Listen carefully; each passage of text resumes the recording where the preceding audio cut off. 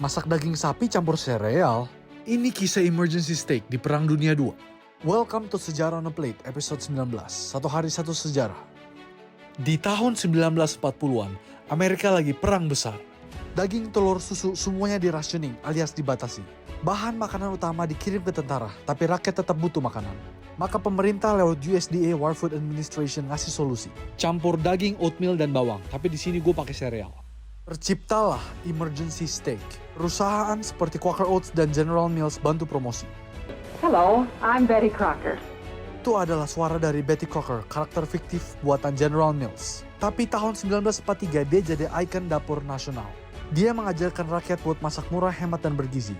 Lucunya, warga Amerika pada percaya Betty itu nyata, padahal dia karakter fiktif. Rasanya gimana?